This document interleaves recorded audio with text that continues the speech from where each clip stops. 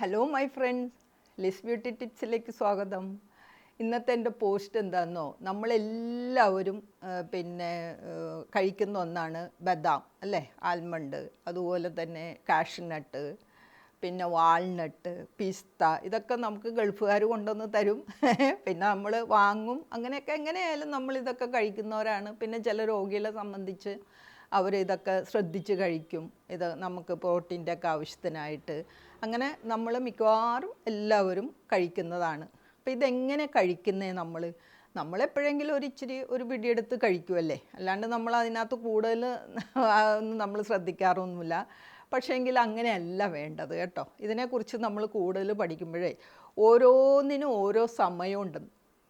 ഓരോന്ന് കഴിക്കുന്ന ഈ നട്ട്സ് കഴിക്കുന്നതിനും ഓരോ സമയമുണ്ട്. ആ സമയത്ത് നമ്മൾ കഴിച്ചു കഴിഞ്ഞാൽ നമ്മൾ വെറുതെ എപ്പോഴെങ്കിലും എടുത്ത് കഴിക്കുന്നേക്കാളും അതിന് ഗുണം കൂടും. നമ്മുടെ ശരീരത്തിനും എല്ലാത്തിനും ഗുണം കൂടും കേട്ടോ.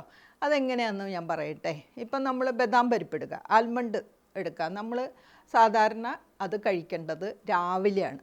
രാവിലെ വെറും വയറ്റിൽ, അതായത് വയറ് എംറ്റി ആയിട്ടിരിക്കുമ്പോഴാണ് നമ്മൾ ബദാം കഴിക്കേണ്ടത്.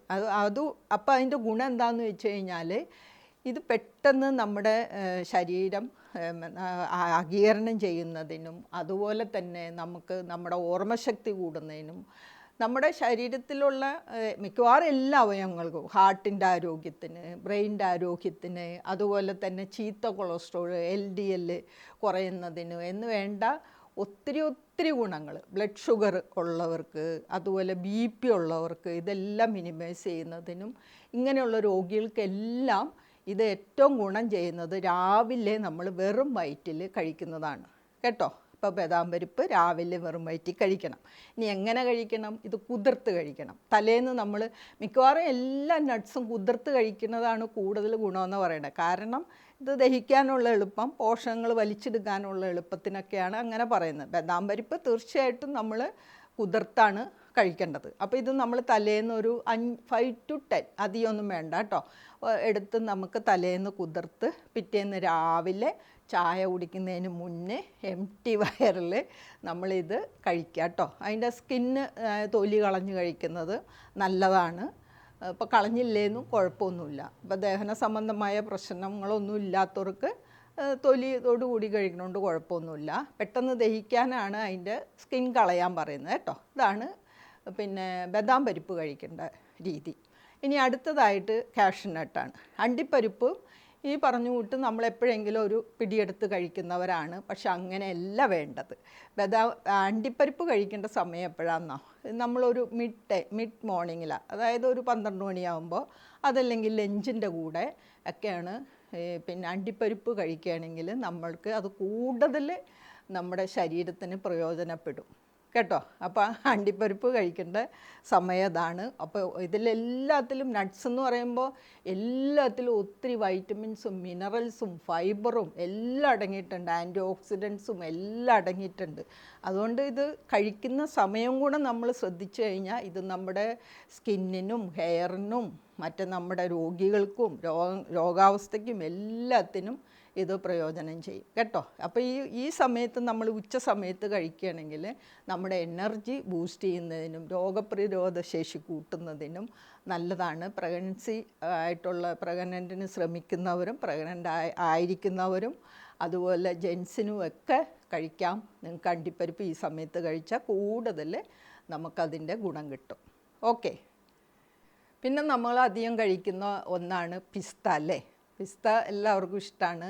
പിന്നെ ഞാൻ ഈ പറയുന്ന ഇത് ആൽമണ്ടായാലും കാഷ്നട്ടായാലും പിസ്ത ആണെങ്കിലും വാൽനട്ടാണെങ്കിലും എല്ലാം നമ്മൾ ശ്രദ്ധിക്കേണ്ട ഒരു കാര്യമാണെന്നോ, ഇത് ഇങ്ങനെ നമ്മൾ എന്തെങ്കിലുമൊക്കെ ഉപ്പ് ചേർത്ത് അല്ലെങ്കിൽ അങ്ങനെയുള്ളത് ഫ്ലേവറൊന്നും ചേർത്തത് കഴിക്കാതിരിക്കുകയാണ് നല്ലത് കേട്ടോ. അത് പ്രത്യേകം ശ്രദ്ധിക്കണം. അത് വറുത്തത്, അതുപോലെ ഫ്ലേവർ ചേർത്തത്, അങ്ങനെ ഒത്തിരി ഇനങ്ങൾ വരുന്നുണ്ടല്ലോ. പക്ഷെ നമുക്ക് സാധാരണ രീതിയിലുള്ളത് ഒന്നും ചേർക്കാതെ കിട്ടുന്നതാണ് എപ്പോഴും നല്ലത്. ഉപ്പൊന്നും ഉപയോഗിക്കേണ്ട കാര്യമില്ല. പ്രത്യേകിച്ച് എന്തെങ്കിലും രോഗങ്ങളുള്ളവർ അത് പ്രത്യേകം ശ്രദ്ധിക്കണം കേട്ടോ.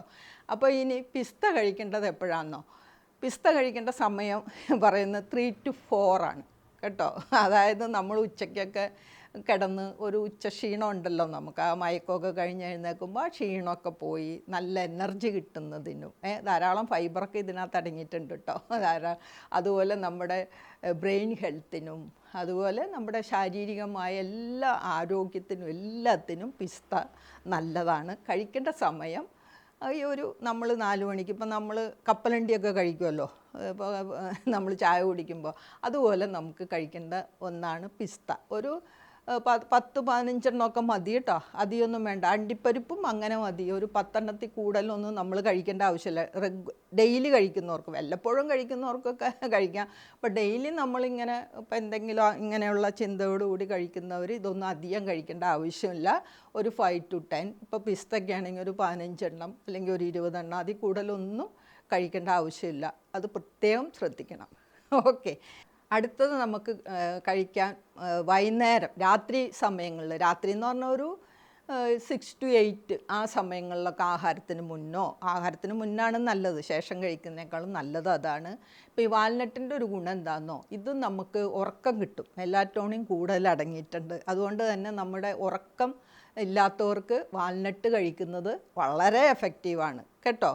അതുപോലെ തന്നെ വിശപ്പ് കുറയുന്നതിനും ധാരാളം ഫൈബർ അടങ്ങിയിട്ടുണ്ട്. അപ്പോൾ വിശപ്പ് കുറയുമ്പോൾ നമ്മൾ കുറച്ച് ഫുഡ് കഴിക്കുള്ളൂ, അപ്പം നമ്മുടെ വെയിറ്റ് കുറയും, പിന്നെ ഉറക്കം കിട്ടും. അതിലെല്ലാത്തിനുപരി കുടലിൻ്റെ ആരോഗ്യത്തിന് നല്ലതാണ്. പിന്നെ LDL കൊളസ്ട്രോൾ, ചീത്ത കൊളസ്ട്രോൾ കുറയുന്നത് നല്ലതാണ്. അങ്ങനെ ഒത്തിരി ഗുണങ്ങൾ ഈ വാൽനട്ട് വൈകുന്നേരം കഴിക്കുന്നതുകൊണ്ട് നമുക്ക് കിട്ടാം. ഇതൊരു 40 ഗ്രാമൊക്കെ കഴിച്ചാൽ മതി കേട്ടോ, അധികമൊന്നും കഴിക്കണ്ട.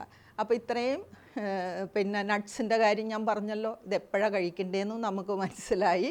അപ്പോൾ ഇങ്ങനെയൊക്കെ നമ്മൾ കഴിക്കുകയാണെങ്കിൽ നമ്മൾ വെറുതെ ഇത് വാരി തിന്നുന്നതിനേക്കാളൊക്കെ ഗുണം ഇങ്ങനെ നമ്മൾ ഓരോന്നിനും ഓരോ സമയമുണ്ട്, അത് വെച്ച് കഴിക്കുകയാണെങ്കിൽ നമുക്ക് കിട്ടും കേട്ടോ. അപ്പോൾ എല്ലാവർക്കും എൻ്റെ ഈ പോസ്റ്റ് ഇഷ്ടമായല്ലോ. അപ്പോൾ എല്ലാവരും ഹാപ്പി ആയിട്ടിരിക്കുക.